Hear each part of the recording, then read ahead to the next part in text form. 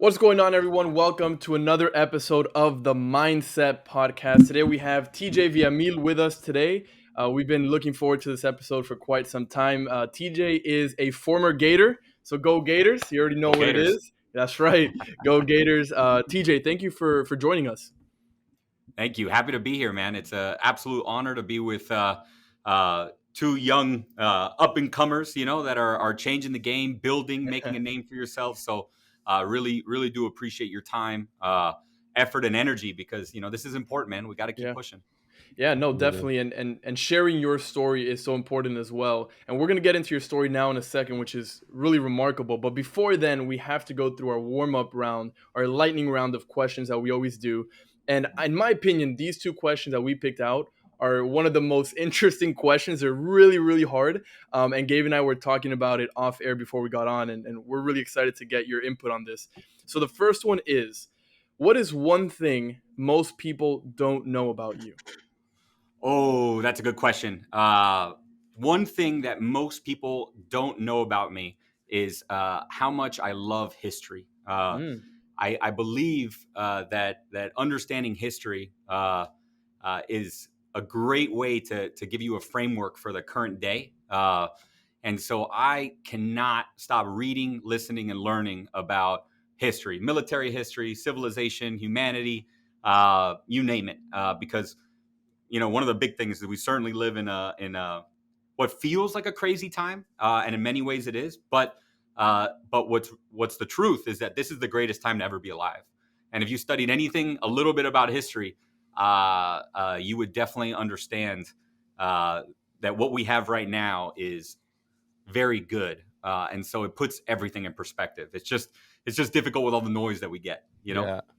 Yeah, history, that's actually something I was talking to Anthony about this not too long ago. That was actually something that I had a great passion for growing up, and I wanted to be a history, I don't know, professor. I loved, learning about the presidents. I remember, reading President Abraham Lincoln's biography and doing so much research on him early on in my life. And history for a long time was such an interesting topic for me, still is, with everything going on. Do you listen to any podcasts or any, like, what are some of the places that you kind of go to consume this history content? Yeah, obviously, anybody that listens to any good content always starts with Hardcore History and Dan Carlin.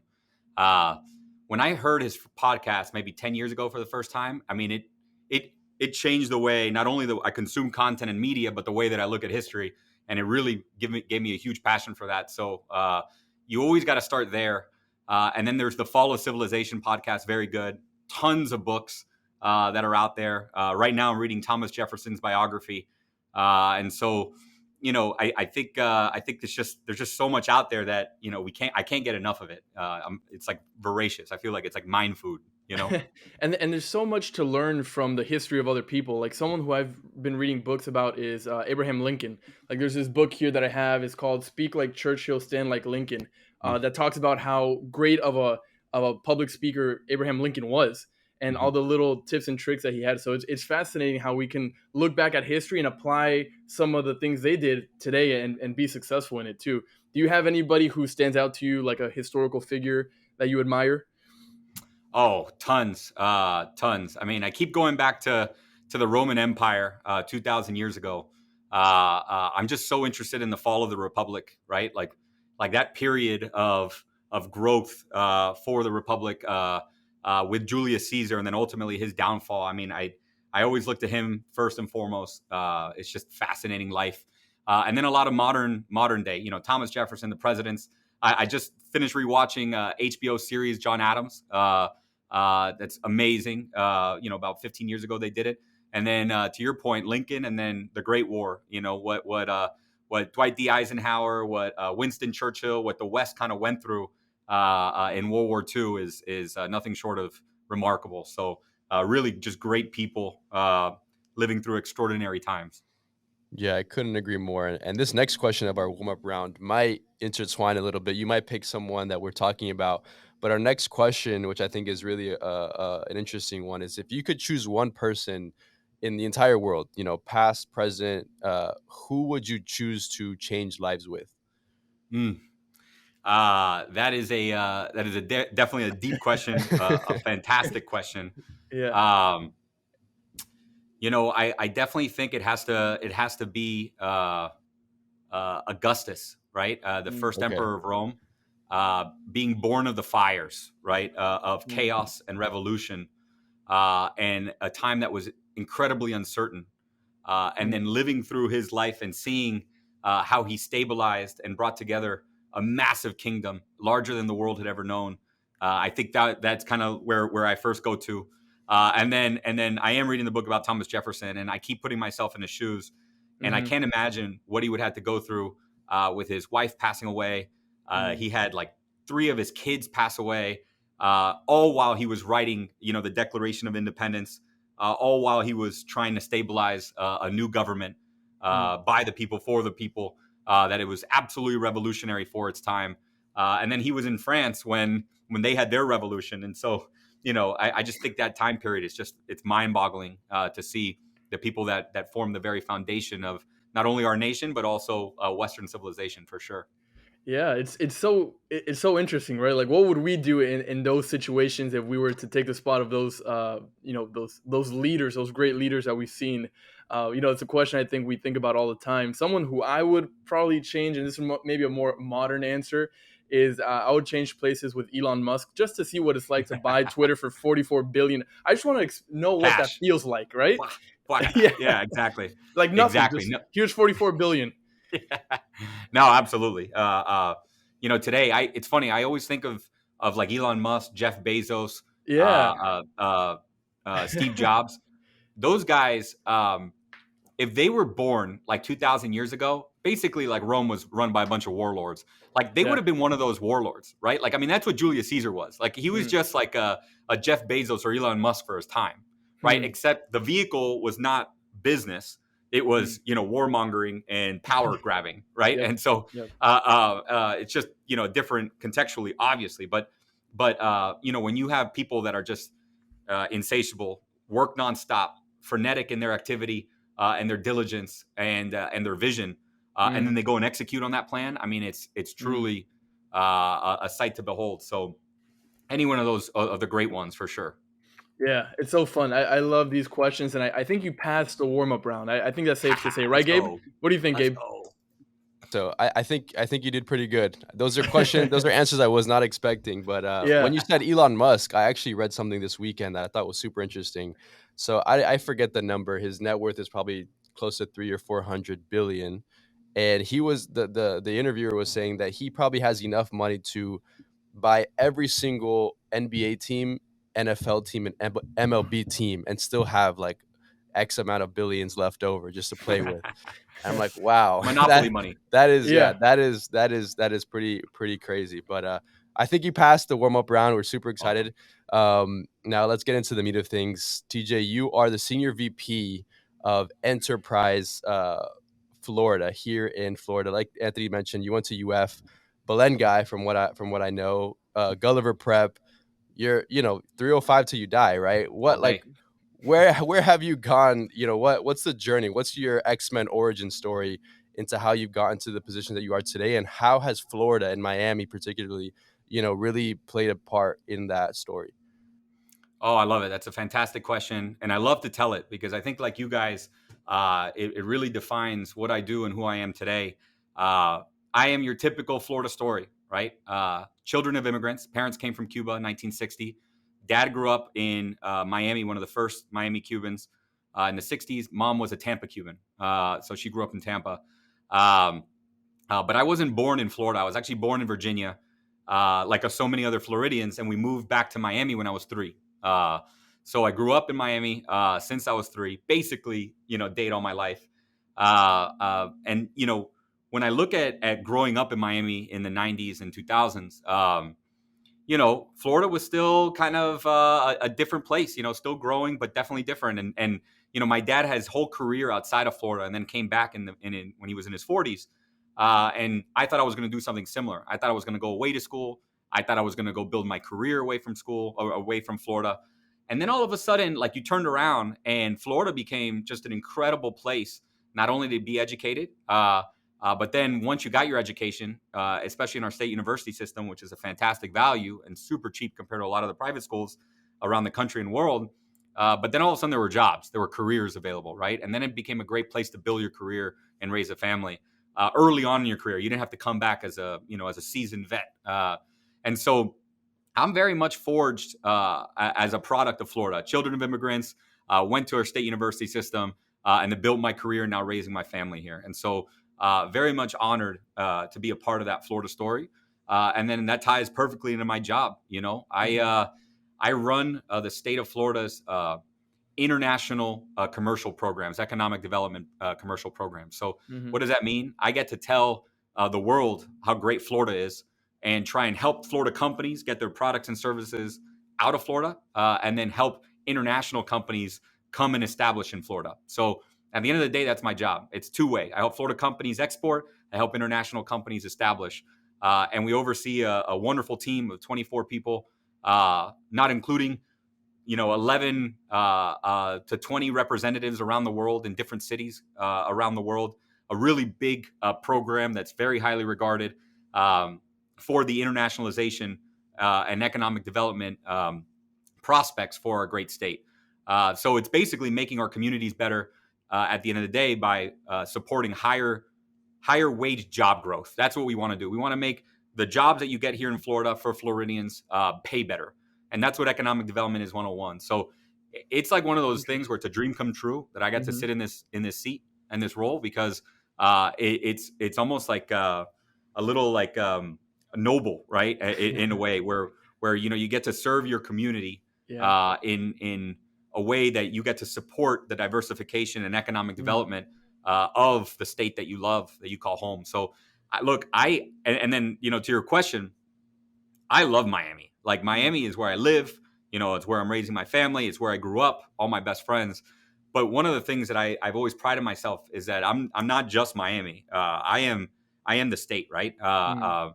And I think that's always benefited me personally. And I think it's the right way to approach any of our Miami listeners and any of our Florida listeners that are kind of, let's say, scared or want to just don't want to come down to Miami for the traffic, whatever, because you need both. Right.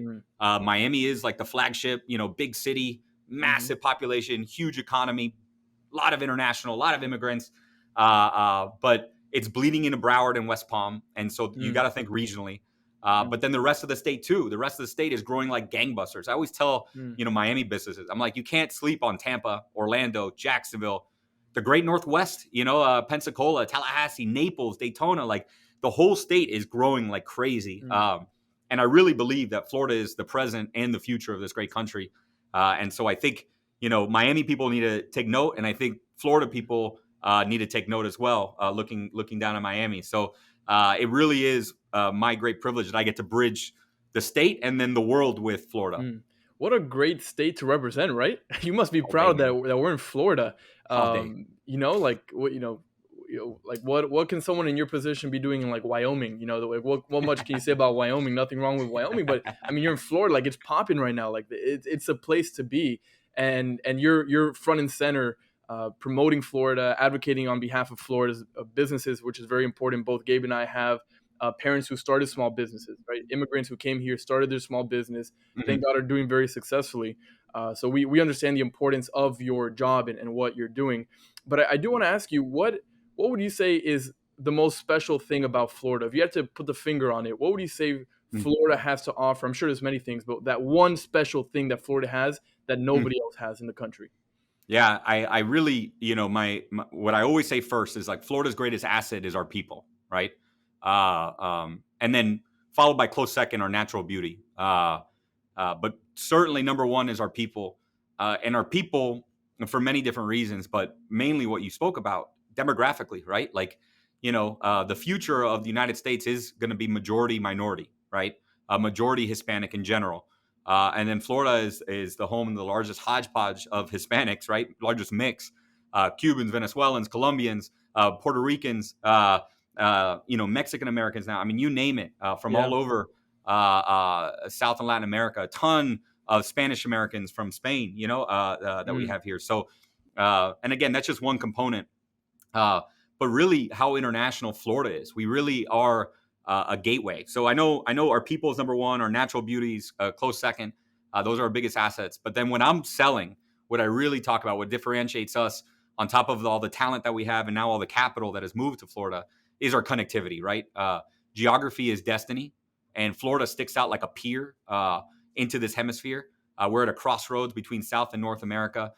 Culturally, we are very Hispanic, very multi-ethnic and diverse.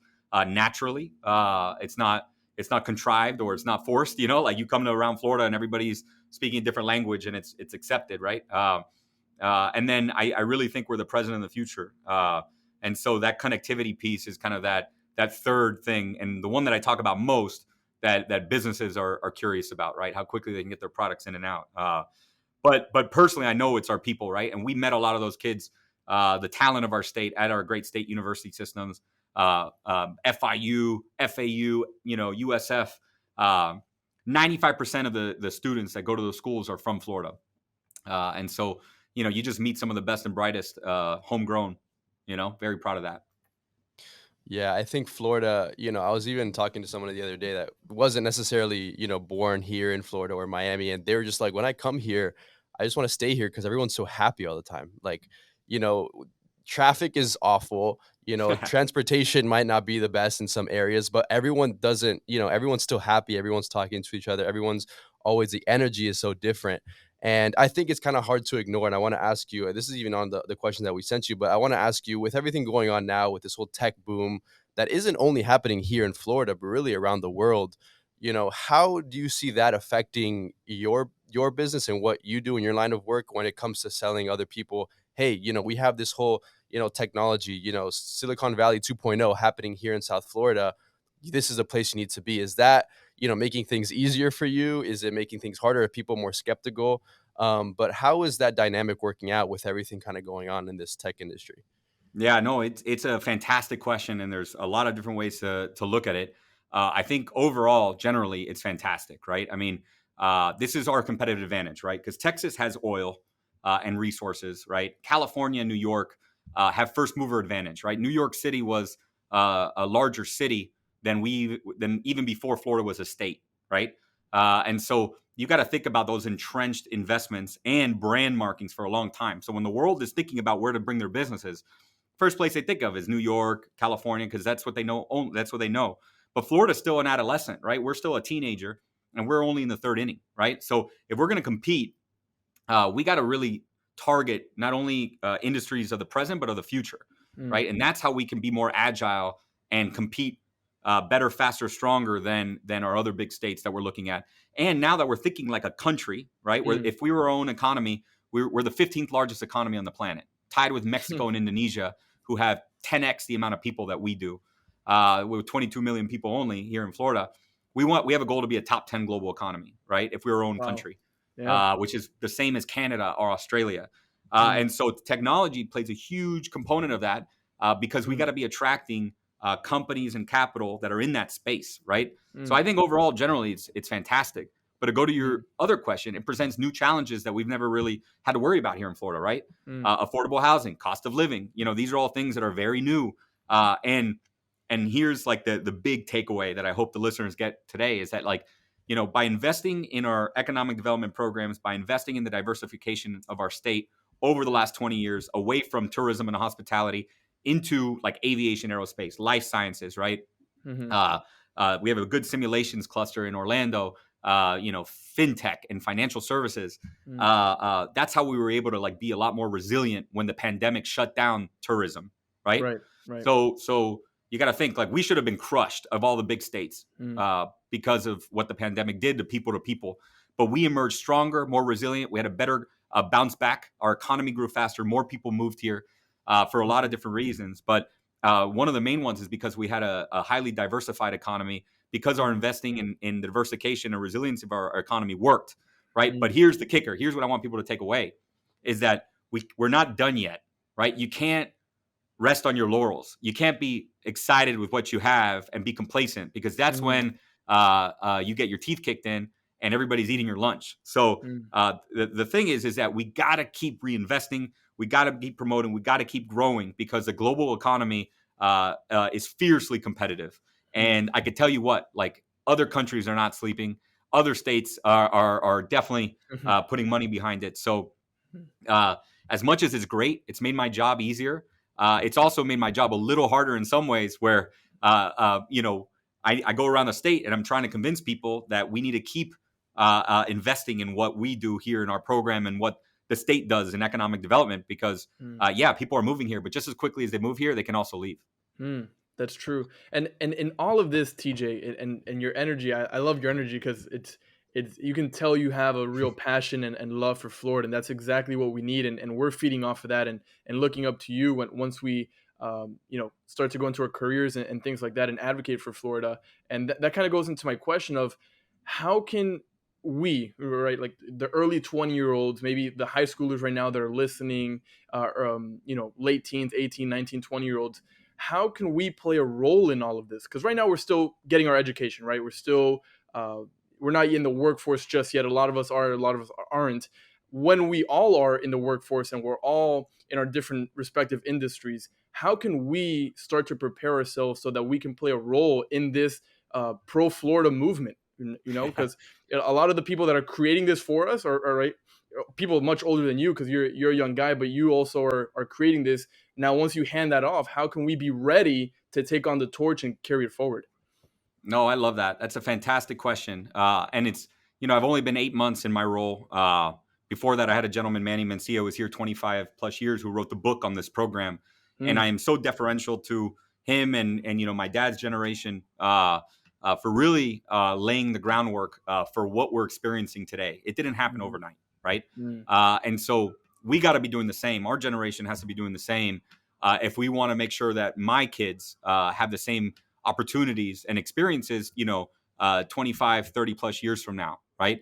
Job prospects and opportunities. Like now is when we lay the groundwork. So I think the best advice that I have, to our generation, especially the young ones, is like, be insatiably curious. Go out there and learn as much as you can, read as much as you can, understand it, before you pass judgment, because it is worth understanding. It is worth knowing. And it is really important for the future, right? Like now in this role, I am finally like, I've discovered one of my little passions that I didn't know I had, and that's for supply chain and logistics and infrastructure, right?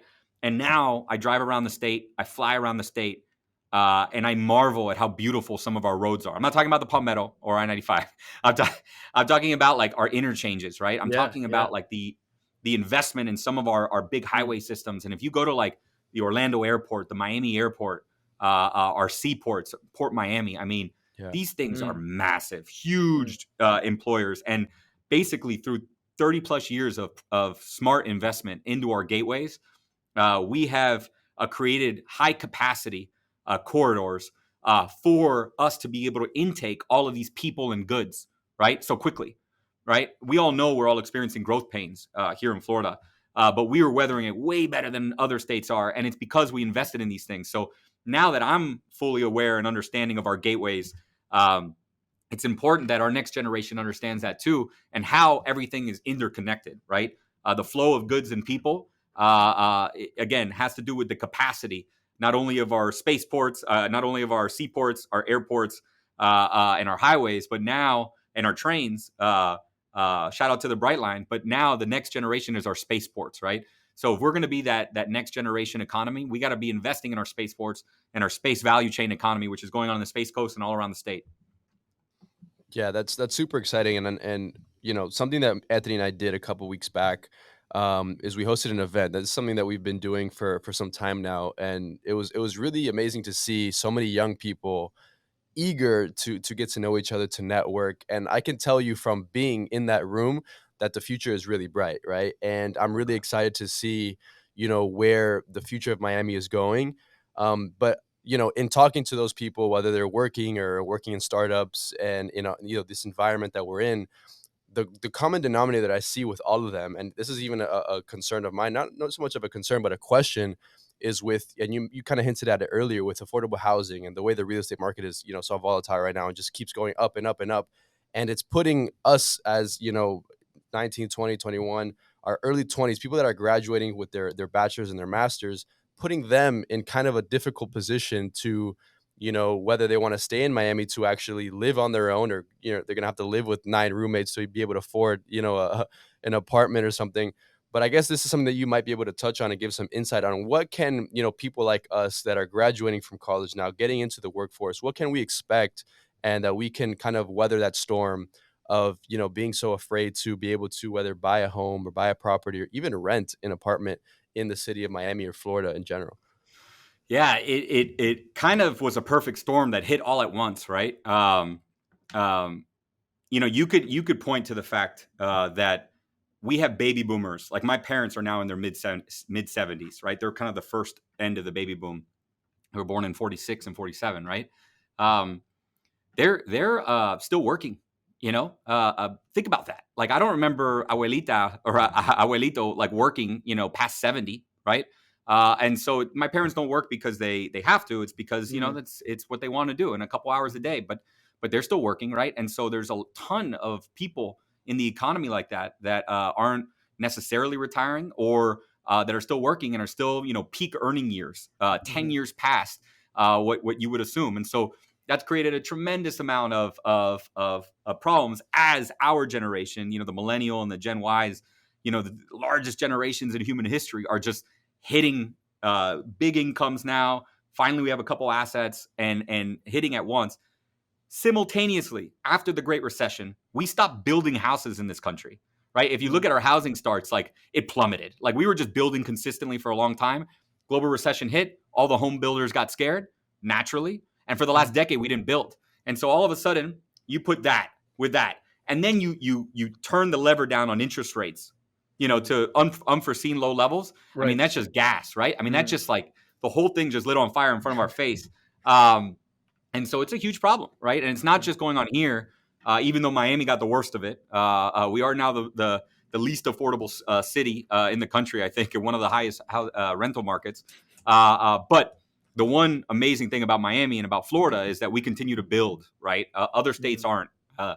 So we continue to build. And so, I just heard Mayor Suarez, talk about we have the capacity to grow 10x in the city of Miami alone.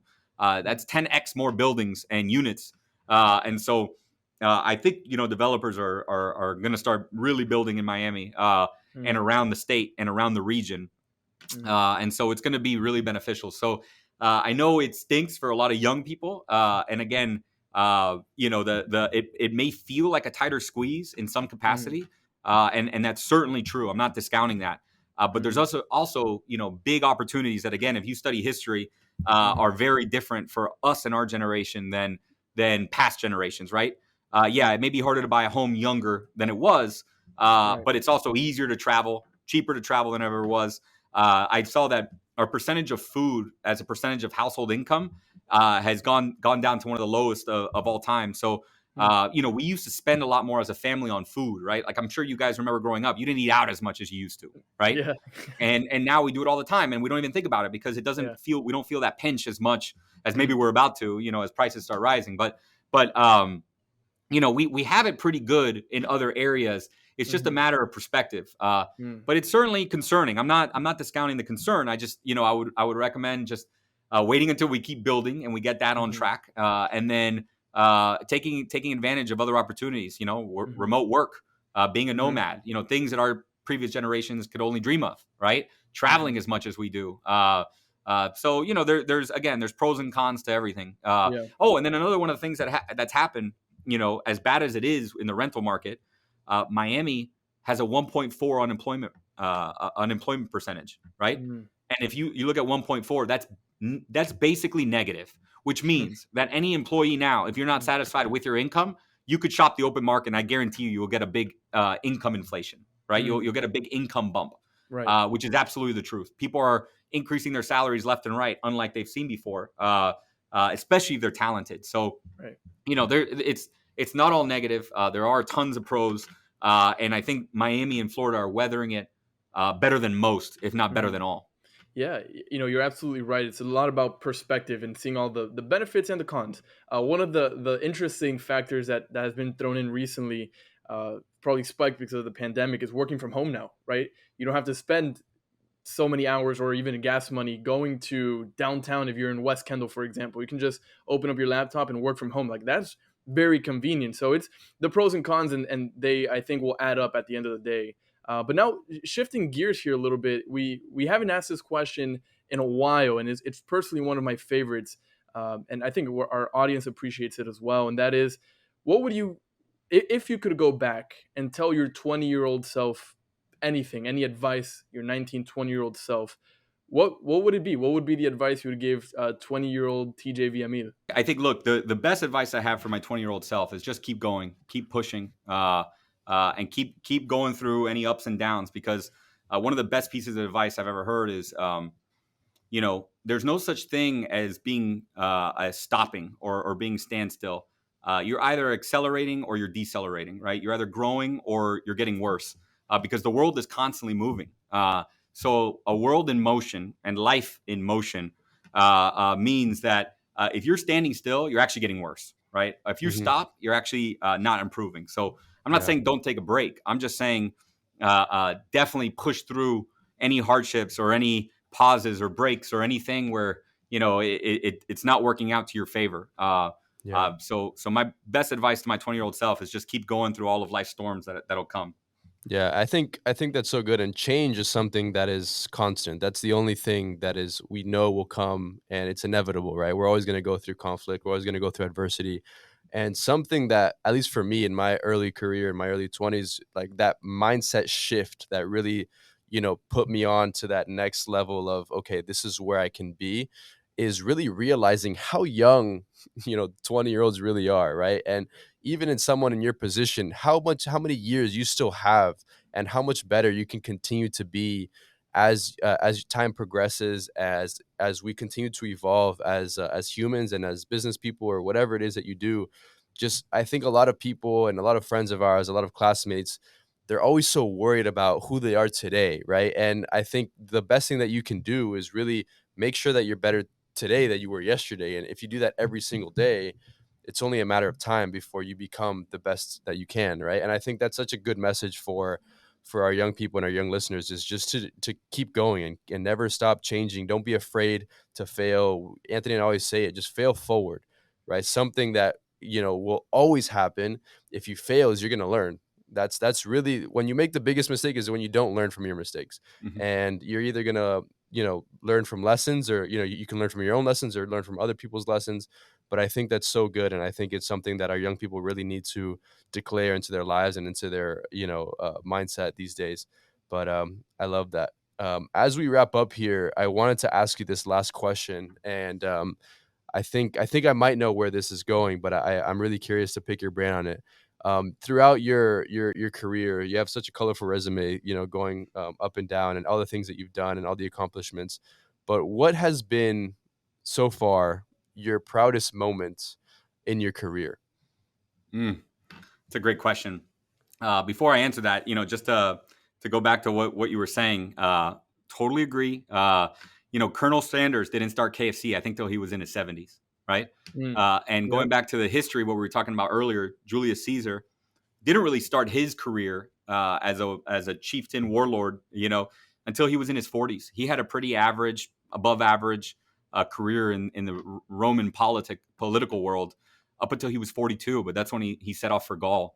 And what happened next was absolutely extraordinary. So, life is wild and it's long, especially if you're lucky. And so we may be living a long time. So I think, it is a marathon, and keep going. Always have that long-term, vision and mindset. And you never know what will happen. And then to answer your question about my proudest moment in my career, I would definitely go back to my time in college when I ran for president at UF. I think I was the first Hispanic ever elected student body president at UF, and it was just a really big deal to actually go through, announce, raise money, put yourself out there, and it was a big risk. It was like starting your own little startup, looking back, it's kind of it's kind of crazy when you think about it, how young you are and you don't know what's going to happen, and that unknowing. Now we have the benefit of hindsight, but at the time, like, you know, taking those risks, putting yourself out there, continue to pay dividends to this day. So whether it's starting a company, whether it's, you know, reaching out to someone you want to get mentored by, or reaching out to someone at a company you want to work at, put yourself out there, take those risks, because, you know, even if you get shot down or you don't get elected or it doesn't work out, it's going to make you better off. So you just got to keep putting yourself out there and taking those risks. And I'm very proud of that first real big risk that I took in my political run. And it set up my contacts network, people who I still am in contact with and work with to this day. So, you know, you just never know how this thing kind of turns out. But that definitely was the proudest moment of my career for sure. Best school in Florida, right? All day. Yeah. I don't want to get you in trouble, but we know You're what getting it me is. in trouble. No, I'm just saying I got to be impartial. State university system's great, but listen, I honestly, UF was just fantastic, and I met, you know, some incredible people from around the state, and it definitely is one of my biggest prides for sure. Yeah, no, I've been loving UF. You know, the culture there. You know, talking about building. I mean, I was telling you on the phone, TJ. Every little green space in Gainesville is now student housing, student housing, student housing. So it's crazy how, you know, Gainesville, that's known for being a small town, it's one day going to be, you know, its own town of itself, and be maybe a big town one day. But it's awesome. I love UF. I love the people. That's how we connected. So Gators all the way. But before we leave, where can people reach out to you, TJ, if they have a question, email, LinkedIn? Yeah, absolutely. Happy to connect with any of you. Reach out to me on LinkedIn, TJ Villamil, and then my Twitter is at TJ Villamil. My LinkedIn, the same thing. My email is tjvillamil@enterpriseflorida.com. Happy to support any young hustlers out there that are looking to you know, accelerate their careers, man, and make Florida part of their journey in their home. I mean, that's what this is all about. Let's do it. Awesome. Well, thank you so much for joining us, TJ. We appreciate it. Awesome, man. Thank you guys for having me, and keep pushing, man. Keep growing and building. It's awesome what you do.